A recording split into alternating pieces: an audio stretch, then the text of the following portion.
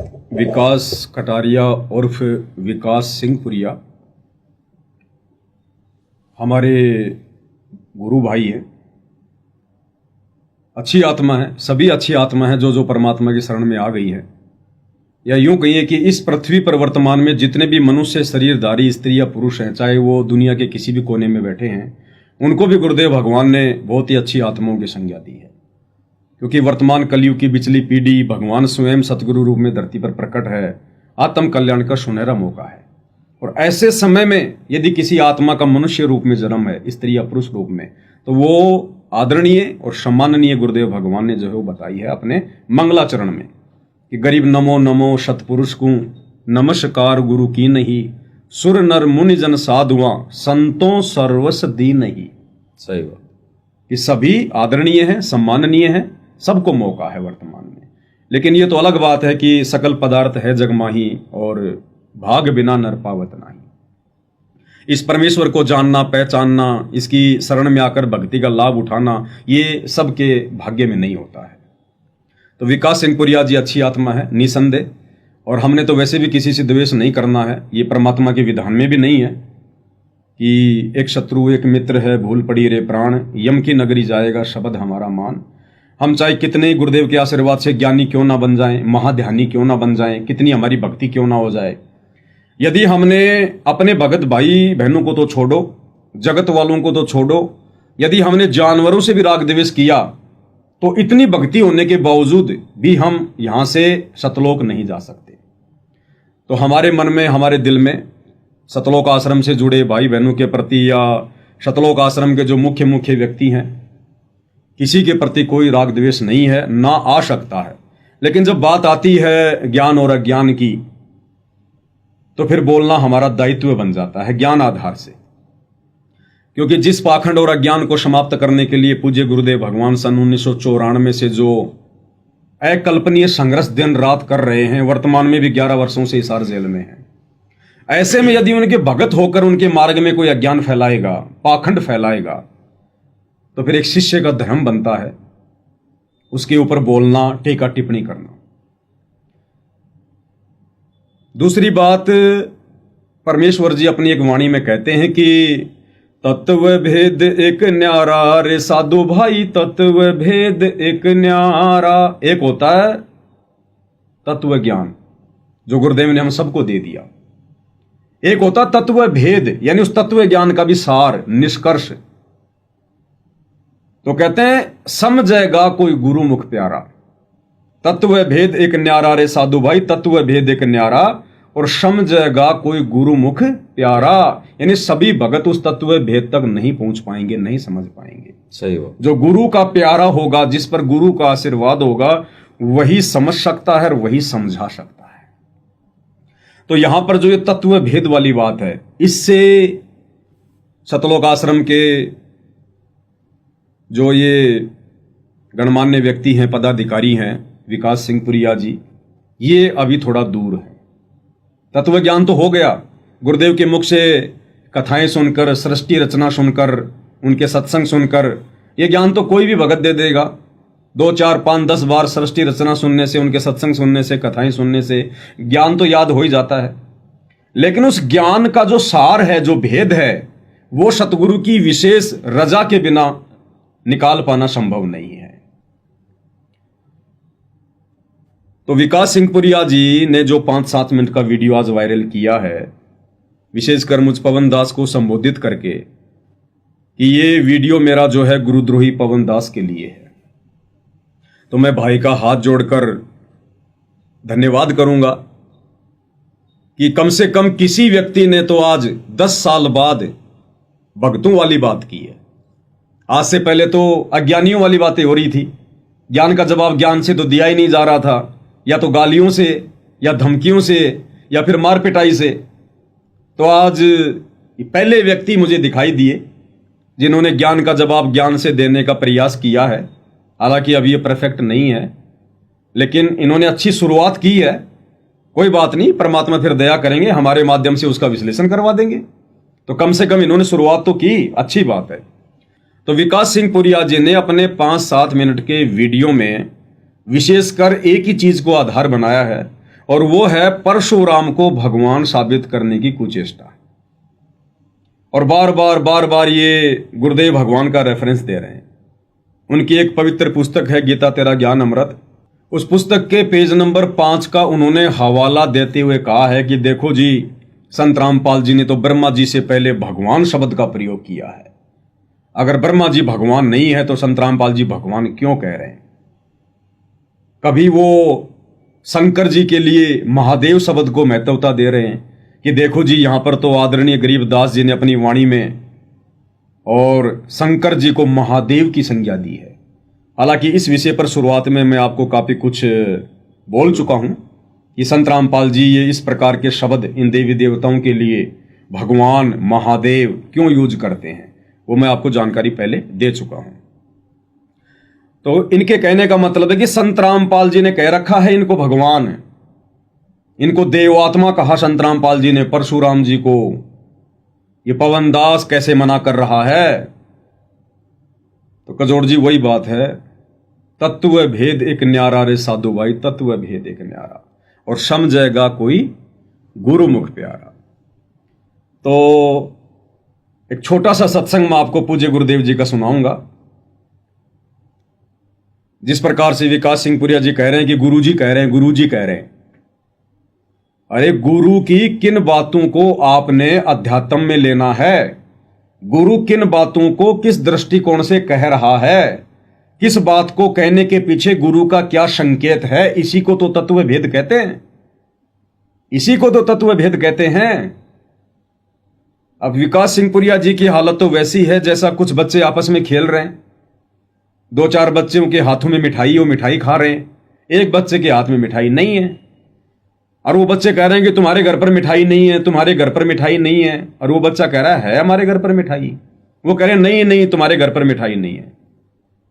अब वो बच्चा उनको ये बात समझाने के लिए, बताने के लिए घर पर जाता है और अपने पिताजी की फोटो को हाथ में लेता है और उन बच्चों को उनके पास में आकर कहता कि देखो, तुम कह रहे थे कि हमारे घर में मिठाई नहीं है, ये देखो।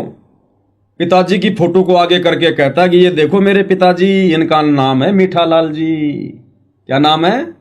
मीठालाल जी। तुम कैसे कह रहे हो कि हमारे घर में मिठाई नहीं है, हमारे घर में मीठा नहीं है, ये देखो मीठालाल जी।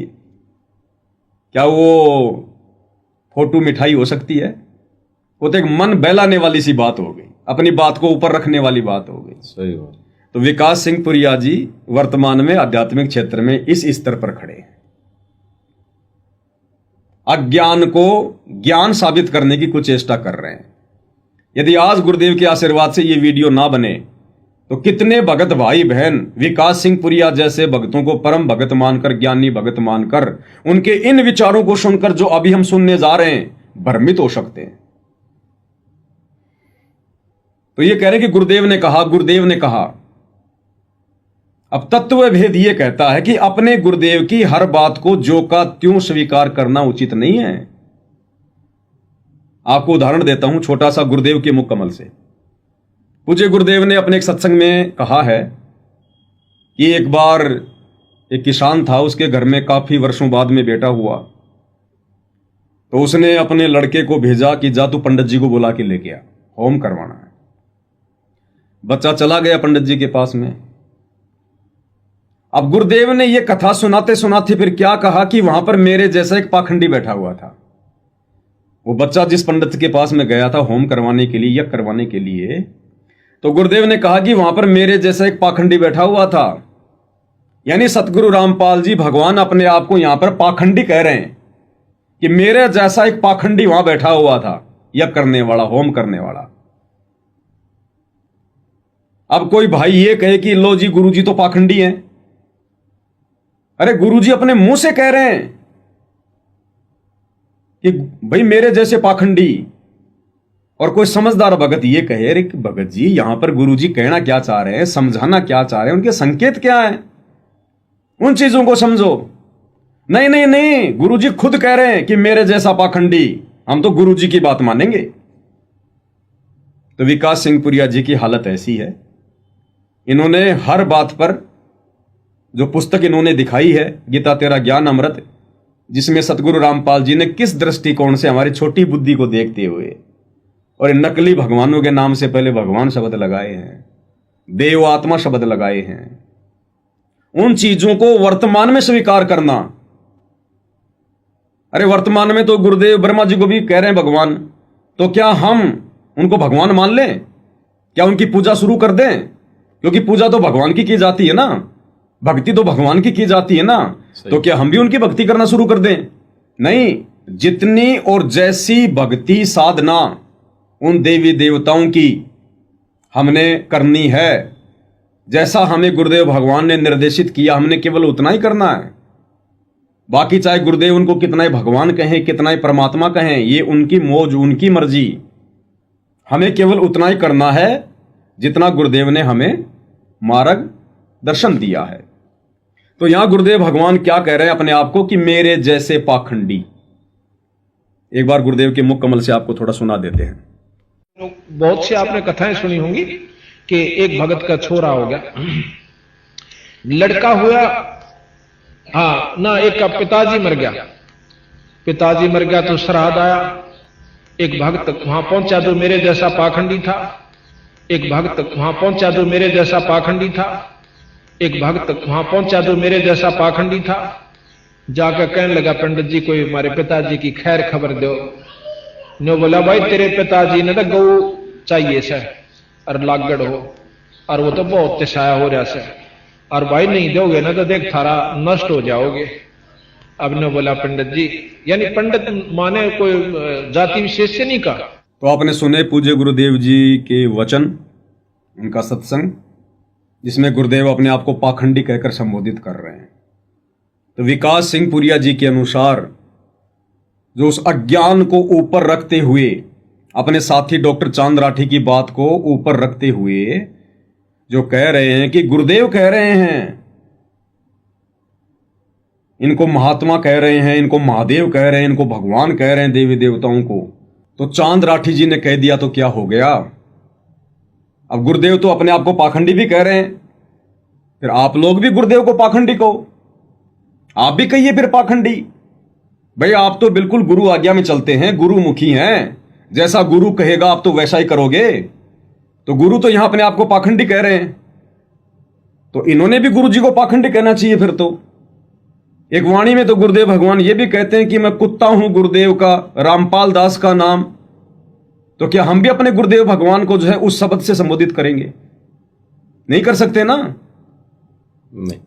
तो तत्व ज्ञान और तत्व भेद में रात दिन का अंतर है। बिल्कुल। इसीलिए गुरुदेव भगवान कहते हैं कि शब्द सैन सतगुरु की पहचान है, वो पावे अटल सुहाग रे। जो अपने गुरु के द्वारा किए गए सत्संगों में छुपे हुए संकेतों को समझकर भक्ति करेगा, वही आत्मा अटल सुहाग यानी परम धाम को प्राप्त करेगी, सतलोक को। तो अब हम आगे विकास सिंह पुरिया जी के उस 5-7 मिनट के वीडियो को लेते हैं और पूज्य गुरुदेव भगवान के आशीर्वाद से हम कोशिश करेंगे कि भगत समाज को एक बहुत ही अच्छी शिक्षा मिले आज के इस वीडियो से अब आगे, क्योंकि ये ज्ञान और अज्ञान की लड़ाई है, ये कोई लात घूसों की लड़ाई नहीं है। अगर कोई अपनी तरफ से इस लड़ाई को लात घूसों की, मुकदमेबाजी की बनाना चाहे तो ये उसका अपना बुद्धि विवेक है। बाकी हम सत्सेवक भाई बहनों की तरफ से तो ये ज्ञान और अज्ञान की ही लड़ाई रहेगी। हम इसको प्यार प्रेम से, विनम्रता पूर्वक, ज्ञान आधार से, और गुरुदेव ने हमें जो ये तत्व ज्ञान रूपी जो वज्रबाण दे दिए हैं, वज्रबाण की बोमू बाड़ी सतगुरु संत जीत है राड़ी। जो सतगुरु के भगत होंगे वो इस झगड़े को, ज्ञान और अज्ञान वाले को, उनके इस तत्व ज्ञान के आधार से ही वो जीतेंगे। तो भगत समाज को गुरुदेव के आशीर्वाद से एक बहुत अच्छी शिक्षा मिलेगी। हमारा किसी से कोई राग द्वेष नहीं है, किसी से कोई मनमुटाव नहीं है, कोई ईर्ष्या नहीं है। आज भी अगर विकास सिंह पुरिया जी या गुरुदेव के छोटे भाई महेंद्र जी या गुरुदेव का परिवार, कोई भी कोऑर्डिनेटर, भले आज वो कितने ही काल प्रेरित होकर खुद भी काल के मुंह में जा रहे हैं, संगत को भी लेकर जा रहे हैं, भक्ति विरुद्ध कुक्रम कर रहे हैं आए दिन, आज भी यदि वो हमें मिलते हैं तो हम तो उनको अपने सीने से लगाने को तैयार हैं। वे भले चाहे हमें अपना शत्रु समझ रहे हैं, लेकिन हमारे दिलो दिमाग में केवल भाई वाला ही भाव है, मित्र वाला ही भाव है, शत्रु वाला भाव बिल्कुल भी नहीं है। लेकिन जहां बात आएगी गुरुदेव के इस शत मिशन में, आध्यात्मिक मार्ग में अज्ञान या पाखंड का समावेश करने की, तो वहां पर बोलना फिर हमारे लिए लाजमी हो जाता है। तो विकास सिंह पुरिया जी के इस वीडियो पर अब गुरुदेव भगवान के आशीर्वाद से दास थोड़ा सा विश्लेषण करेगा। अगर आपको लगे बीच में कि कहीं दास ज्ञान विरुद्ध बोल रहा है तो आप जी स्वतंत्र हैं, मुझे वहीं पर आप जी जो है वो टोक सकते हैं। तो भाई और बहनों, आपको विकास सिंह पुरिया जी का ये वीडियो सुनाते हैं, साथ में गुरुदेव के आशीर्वाद से विश्लेषण भी करेंगे। सतगुरुदेव जी की जय, बंदी छोड़ सतगुरु रामपाल जी महाराज जी की जय। ये वीडियो पवन जयपुर, जो सतगुरु रामपाल जी महाराज जी ने गुरुद्रोही घोषित कर रखा है, उसकी उस वीडियो के जवाब में बनाई जा रही है, जो वीडियो उसने महम कॉन्फ्रेंस में हमारे साथी भगत, जो गुरु जी के वकील सेवादार भी हैं, चांद राठी जी की बात को लेकर बनाई है। अब वहां चांद राठी जी ने बहुत ही अच्छे तरीके से पवन गुरुद्रोही की उन सभी एफआईआर, उन सभी शिकायतों, वो जेल में गया, उन सब बातों को बहुत अच्छे से दिखाया था। उन सब बातों पे उन्होंने वो सारी डॉक्यूमेंट भी दिखाए थे। अब सतगुरुदेव जी ने पवन के खिलाफ शिकायत लिखी और उस शिकायत पर कार्रवाई हुई और उन सब के चलते वो सारी समस्याएं, वो सारी चीजें जेल वगैरह की हुई। अब इतनी समस्याएं पवन गुरुद्रोही सतगुरुदेव जी के लिए पैदा कर रहा है कि शायद, जितनी मेरी याददाश्त है, कि सतगुरुदेव जी ने कभी किसी की एफआईआर या कभी इस प्रकार की शिकायत किसी के लिए शायद ना दी हो। अगर दी भी हो तो मैं माफी चाहूंगा, लेकिन मेरी जानकारी में ऐसा कभी नहीं हुआ। और वो सब चीजें पवन गुरुद्रोही के लिए सतगुरुदेव जी को बार बार करनी पड़ती हैं, क्योंकि वो बहुत ज्यादा परेशान करता है। पवन इस बात की तो स्पष्टीकरण कभी नहीं देगा कि सतगुरुदेव जी ने स्वयं उनके खिलाफ शिकायत दर्ज करवा के एफआईआर क्यों करवाई, उसकी जेल क्यों करवाई, इसका तो जवाब उसके पास है नहीं। लेकिन सतगुरुदेव जी का शिष्य बनने की एक्टिंग करके वो जनता में बहुत ही वैमनस्य और बहुत द्वेष पैदा करने की कोशिश कर रहा है।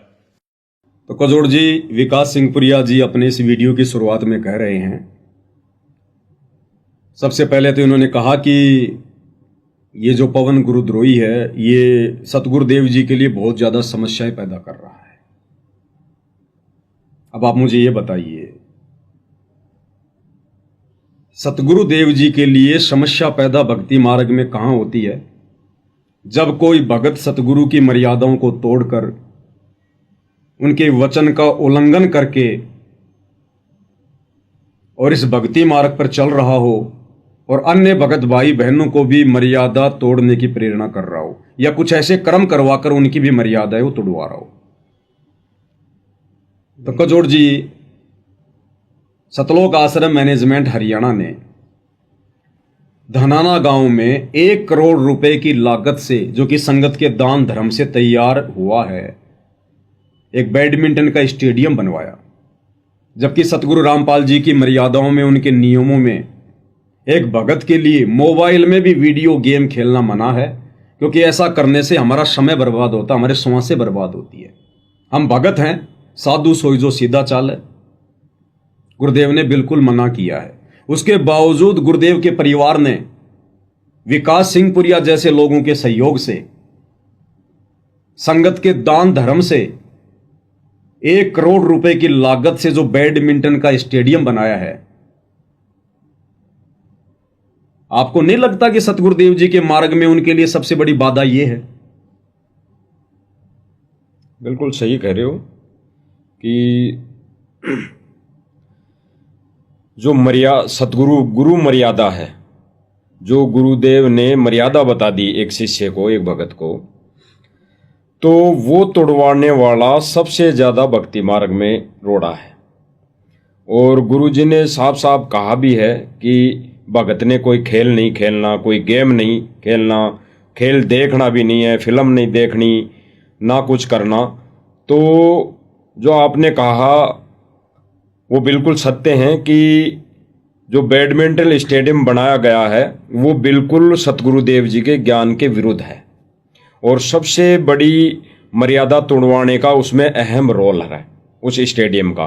तो सबसे ज़्यादा रोड़ा जो बन रहे हैं उस स्टेडियम को बनवाने वाले बन रहे हैं, वहीं गुरुदेव की असली मर्यादा जो है भक्ति मार्ग की वो तोड़वा रहे हैं।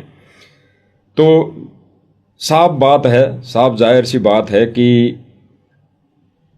ये राष्ट्रीय समाज सेवा समिति मैनेजमेंट जो भाई हैं और जिसमें ये अहम भूमिका ये भी निभा रहे हैं विकास जी और चांद राठी जी, ये सभी के सभी जो अहम भूमिका निभा रहे हैं वो बिल्कुल सतगुरुदेव जी की मर्यादा तोड़वाने की निभा रहे हैं। और इसके आधार से भाई जो गुरु मर्यादा तोड़वाए वो सबसे पहले गुरुद्रोही होता है इस मार्ग में। बिल्कुल, तो बिल्कुल आपकी बात सही है, इसमें कोई मैनमिक नहीं है। दूसरी बात, सतगुरु रामपाल जी का राजनीति से 36 का आंकड़ा है। बिल्कुल, ना उन्होंने कभी एक गंदी और घटिया राजनीति की, ना कभी अपने भक्तों को राजनीति करने की या राजनीति में जाने की या राजनेताओं का सपोर्ट करने की कभी उन्होंने सलाह नहीं दी। 2014 में बरवाला कांड हुआ, 2019 में सतलोक आश्रम मैनेजमेंट हरियाणा ने पूरे भारत में एक ये अभियान चलाया कि हमने कांग्रेस का सपोर्ट करना है, कांग्रेस को वोट डालना है और हमने बीजेपी को जड़ से उखाड़ कर फेंकना है। पूरी संगत को इन्होंने गुरुदेव का आदेश बताकर पीले पर्चे निकालकर ऑडियो वाडियो जैसे भी अपनी वायरल की। इन्होंने संगत की खूब मर्यादा तोड़वाई, समय का दुरुपयोग करवाया, धन का दुरुपयोग करवाया। बदकिस्मती से बीजेपी जीत गई। अगर गुरु का यह आदेश था तो फिर कांग्रेस क्यों नहीं जीती? जैसा कि आश्रम वाले संगत को बता रहे थे, तो शास्त्र कहते हैं कि संत वचन पलटे नहीं चाहे पलट जाए ब्रह्मांड, और साधु बोले सहज स्वभाव, साधु का बोलिया मिथ्या न जाए, और सतगुरु जो चावे सो कर दे, भरम पड़ो मत कोई, सेऊ दड़ पर शीश चढ़ाया पाछे खरी रसोई। अगर ये सतगुरु का वचन था तो सतगुरु का वचन फैल कैसे हो गया? फिर 2024 में इन्होंने कांग्रेस को छोड़ दिया, फिर बीजेपी सरकार के समर्थन में आ गए, बीजेपी को वोट डलवाने की संगत को बोलने लगे, बीजेपी का समर्थन करवाया, बड़े बड़े नेताओं की रैलियों में संगत को भेजा। जैसे भोपाल में और सोनीपत के गोहाना में जब नरेंद्र मोदी की रैली थी तो गुरु का आदेश बताकर इन्होंने सैकड़ों बसों में भक्तों को बैठाकर और मोदी जी की रैली में भेजा। क्या सतगुरु के ज्ञान, विधान और मर्यादाओं के विरुद्ध ये गंदी राजनीति करना, संगत से करवाना, क्या ये सतगुरु को दुखी करना नहीं है? बिल्कुल सही बात है। और सत्य है कि सबसे ज्यादा जो मर्यादा टूटती है वो गुरुदेव ने बताया कि गुरुदेव भगवान एक सत्संग में भी बताते हैं, एक विशेष संदेश में भी बताया, अभी जो विशेष संदेश आए थे उनमें भी बताया कि राजनीति की प्रार्थना लगाने वाला भगत नहीं है। फिर गुरुदेव भगवान कहते हैं कि जा तू पहले राजनीति कर ले, फिर बाद में भक्ति कर लेना। ये विचार करो, ये है वो तत्व ज्ञान जो सार निकाल कर दे दे आपको। कोई तो कहता है मैं एमएलए बन जाऊं, आशीर्वाद दियो, हम उसको भगत ही नहीं मानते, उसको कहते तू जा राजनीति कर ले, फिर देख लिए जब तेरे विराजमाटी हो लिया तब आ जाएगी। तो हमारा नियम हमारे भगवान का बताया है, जितने भी नियम आपको दिए। तो गुरुदेव भगवान तो आदेश दे ही नहीं सकते राजनीति करने का अपने शिष्य, किसी भी शिष्य को। तो बिल्कुल सत्य बात है कि मैनेजमेंट में जो भाई हैं, सेवादार हैं, इनको तो गुरुदेव भगवान दे ही नहीं सकते आदेश। तो ये राजनीति करवाने वाले जो भी भाई हैं, सेवादार हैं, ये जो मैनेजमेंट बना हुआ है, जैसे बड़े बड़े जो भगत हैं जिसमें अहम भूमिका ये भी निभा रहे हैं सिंहपुरिया जी, तो ये जो राजनीति करवाने वाले यानी गुरु मर्यादा तोड़वाने वाले इस भक्ति मार्ग में मर्यादा तोड़वाने वाले गुरुद्रोही की श्रेणी में आते हैं। ये गुरु के ज्ञान का जो ज्ञान आधार कहता है, गुरुदेव का विधान कहता है। भाई जो गुरु के वचन को तोड़े वो गुरुद्रोही। और सबसे बड़ा यही बात है कि जो मर्यादा तोड़वाई, और मर्यादा गुरुदेव भगवान ने साफ कह दी, भाई राजनीति नहीं करनी भगत ने, तो फिर राजनीति कौन करवा रहा है? बिल्कुल। अब जो राजनीति करवा रहा है गुरु जी का आदेश बताकर, यानी संगत में आदेश पारित कौन कर रहा है? मैनेजमेंट। जितने भी मैनेजमेंट के कार्यकर्ता हैं, सेवादार हैं, वो संगत में आदेश पारित कर रहे हैं। तो सबसे बड़ा गुरुद्रोही कौन होता है? जो संगत में गुरु जी के आदेशों के आड़ में संगत की मर्यादा तोड़वाई। बिल्कुल, वो सबसे बड़ा गुरुद्रोही। गुरुद्रोही इसलिए हैं कि कितने जीवों को, कितनी आत्माओं को वो गुरु जी के विधान, गुरु जी की मर्यादाओं से और गुरु से वो दूर कर रहे हैं, मोक्ष मार्ग से दूर कर रहे हैं, मोक्ष मार्ग से दूर करें, उनके मनुष्य जन्म के साथ में खिलवाड़ कर रहे हैं। तो वो सबसे बड़े गुरुद्रोही हैं ज्ञान आधार से। इसके बाद हरियाणा के सोनीपत के गोहाना में जाट समाज अपनी धर्मशाला बना रहा था। 4 फ्लोर उन्होंने बना लिए थे। 5वां फ्लोर जो लगभग 1 करोड़ रुपए से बनना था, जबरदस्ती सतलोक आश्रम वालों ने ठेका ले लिया। गुरुदेव के दोनों बेटों ने ठेका ले लिया कि साहब हम बनाएंगे आपकी धर्मशाला, और वो सारा का सारा पैसा भगत समाज का ज्योति पाठ और दान का। बिल्कुल। और गुरुदेव अपने सत्संग में कहते हैं कि बच्चों, हमने पैसा वहीं लगाना है जहां हमारी भक्ति बने। अब बताइए, जाटों की धर्मशाला बनाने से भक्तों की भक्ति कैसे बनेगी? अब वो जाट भाई क्या करेंगे वहां पर धर्मशाला में? वो भगत तो है नहीं, जगत वाले हैं। वो राजनीतिक मीटिंग भी करेंगे, अपने बच्चों के जन्मदिन भी मनाएंगे, और पारंपरिक तौर पर जैसी शादियां होती हैं वो अपनी शादियां भी करेंगे। बाकी समय बैठकर अपना हॉल में हुक्का पिएंगे। तो बताइए, भगत समाज के दान धर्म के पैसे का दुरुपयोग हुआ कि नहीं हुआ? और दुरुपयोग हुआ तो फिर उसी अनुपात में फिर सजा का पात्र कौन होगा? दान धर्म देने वाला और उस दान का दुरुपयोग करने वाले, दोनों के दोनों। तो ये जो ये कर्म था गुरुदेव की मर्यादाओं के विरुद्ध, जो कार्य हमारे गुरुदेव ने कभी नहीं किए इस प्रकार के, क्या ये गुरुदेव भगवान को दुखी करने वाला कर्म नहीं है? बिल्कुल सही बात है।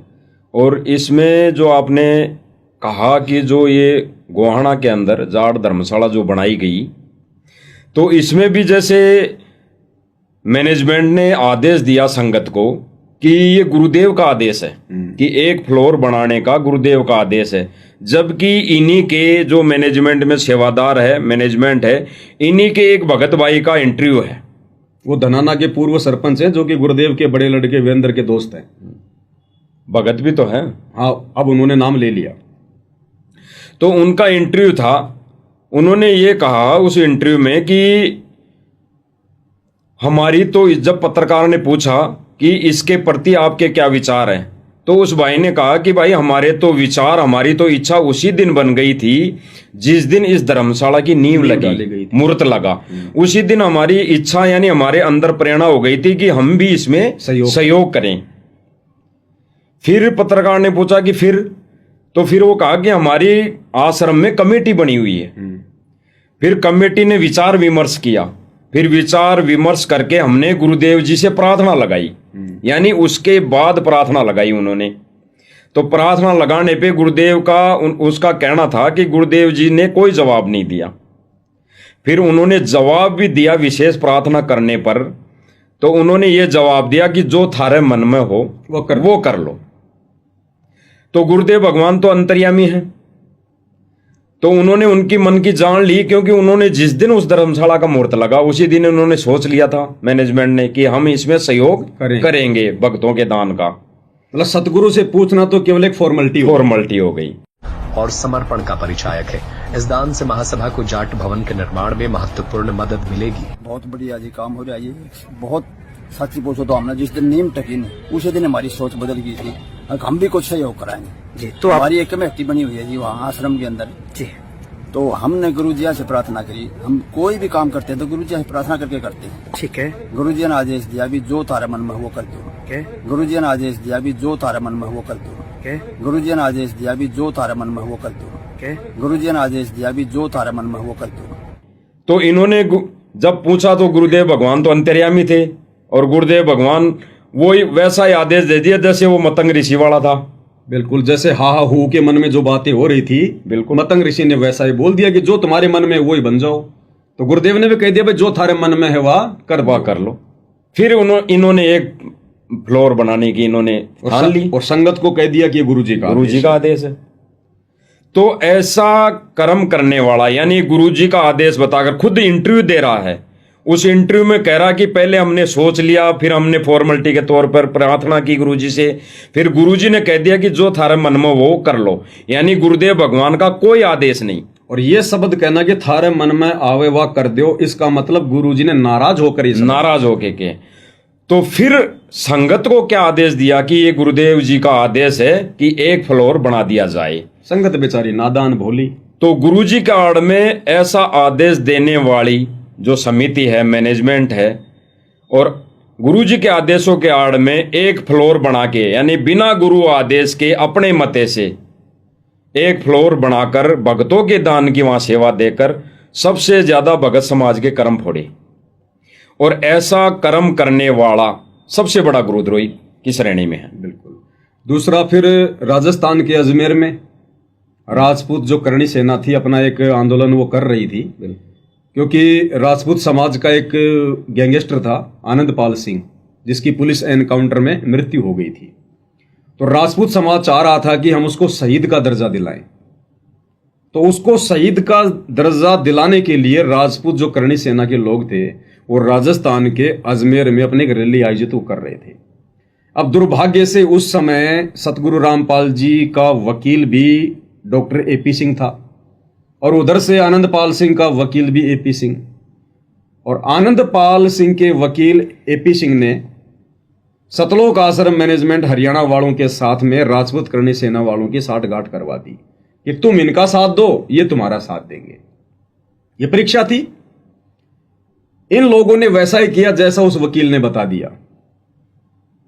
और बेचारे राजस्थान के भगत समाज को, जब राजस्थान में रैली थी तो राजस्थान के भगत समाज को तकरीबन 25 से 30 हजार की संख्या में भक्तों को इकट्ठा किया, और अजमेर में राजपूत करणी सेना की उस मीटिंग में, उस रैली में भक्तों को वहां बैठा दिया गया। उनके समर्थन में, यानी गुंडे की सीबीआई जांच के समर्थन में संतों को बैठा दिया गया। जबकि गुंडे का और संत का तो 36 का आंकड़ा होता है, और नाम किसका? पूज्य गुरुदेव भगवान का। और उसी मंच पर जोधपुर से एक व्यक्ति है, भगत है लक्ष्मण दास, जिसको एलडी कहते हैं, उसने 5 लाख रुपए नगद उस मंच पर खड़े होकर राजपूत करणी सेना को दिए, भगत समाज का दान का पैसा। तो क्या भक्ति विरुद्ध जो ये कर्म है, क्या ये सतगुरुदेव जी को दुखी करना नहीं है, नाराज करना नहीं है? जो विकास सिंह पुरिया जी कह रहे हैं कि ये पवन गुरुद्रोही सबसे ज्यादा गुरु जी को दुखी करता है, तो दुखी करने वाले कर्म क्या ये नहीं है? सही बात कह रहे हो। देखो, दुखी परमात्मा को करने वाले ये मैनेजमेंट जितने भी कर्म कर रहा है अपने मते से गुरुदेव जी के आदेशों के आड़ में, वो सारे कर्म गुरुदेव को दुखी करने वाले हैं। और गुरुदेव भगवान ने विशेष संदेश में ये चीज बोली भी है, ये बात बोली भी है कि बच्चों सुधर जाओ, संभल जाओ, बाद में ये समय नहीं मिलेगा। घना दुखी नहीं करो, मेरी उम्र को देखो। घना दुखी मत करो, उम्र देखो मेरे ऊपर रहम करो, रहम करो। अगर अपने ऊपर नहीं कर सकते तो मेरे ऊपर रहम करो। जैसे भगत है, मेंबर बना दिया, और मेंबर बन गया, खाक भक्ति कर रहा, सरपंच ही उठा दिया, वो उठ गया। तो जाना कहा तुम ये उठ जाओगे, पैसे वहां जाओगे त्रिकुटी पे, तो ये लालच वहां भी होंगे। तेरी इतनी भक्ति है, वहां पर वही बना दियो, जाओगे वहां पड़ जाओगे, चलो वहां ले चलते हैं। तो जब मैं तैयार हो जाएगा, जब यहाँ सरपंच बनना तैयार है, तो देवता बनना क्या दिक्कत होगी इसका? इसलिए दास कहता है सुधर जाओ, क्यों तुम मुझे परेशान कर रहे हो, क्यों तुम भगवान ने दुखी कर रहे हो। इसलिए दास कहता है सुधर जाओ, क्यों तुम मुझे परेशान कर रहे हो, क्यों तुम भगवान ने दुखी कर रहे हो। इसलिए दास कहता है सुधर जाओ, क्यों तुम मुझे परेशान कर रहे हो, क्यों तुम भगवान ने दुखी कर रहे हो। अपने कर्म फोड़ने तो फोड़ लो, नाम मना लो, फिर इससे अच्छा तो इस पुल्ला छोड़ दो, तुम्हारा भी तो रिजल्ट खराब करो। ऐसे लोगों आंख खोल लो। अब कितना बताया था, 3 लोग का राज, जय कोई जीव को कोई दे, लाख बताई क्या करे जब नहीं नाम तक। वो कर्म करने से भक्ति नहीं रहेगी, भक्ति छूट के नियम बना दिया, फिर चाटोगे इस राज ने, कल कुत्ते बन के ये धक्के खाओगे, ये लोग जूते मारेंगे जो तुम सरपंच करते फिरे। अपनी भक्ति करो, ये काम करनी, काल के लोग बहुत हैं, वो आप करे जाएंगे। तो ये बातें गुरुदेव भगवान किसको बोल रहे हैं? ये मैनेजमेंट को ही तो बोल रहे हैं। संकेतों में समझाने के लिए, जहां तक उस विशेष संदेश का विश्लेषण जो होता है ये इन्हीं के ऊपर है वो। क्योंकि उस समय ये सत्संग सुनने नामदान सेंटरों पर आश्रम वाले ही जाया करते थे, आश्रम वाले जाया करते थे, और है भी इनके लिए। बिल्कुल, क्योंकि कुछ बातें इनके प्रार्थना पे अगर सत्सेवकों के लिए बोली भी गई तो इनकी प्रार्थना पे बोली गई है। बिल्कुल, बिल्कुल। बाकी तो गुरुदेव भगवान ने हर चीज जो बोली है वो इनके लिए बोली है, और अभी भी इनके लिए बोल रहे हैं। तो सबसे बड़ा रोड़ा तो हमारे ये जो मैनेजमेंट वाले भाई बहन हैं, जो गुरुजी के आदेशों के आड़ में गुरुजी के आदेश बताकर संगत के कर्म फुड़वा रहे हैं, मर्यादा तोड़वा रहे हैं। तो सबसे बड़ा रोड़ा यानी गुरुदेव भगवान को दुखी ये कर रहे हैं, और नाम लेते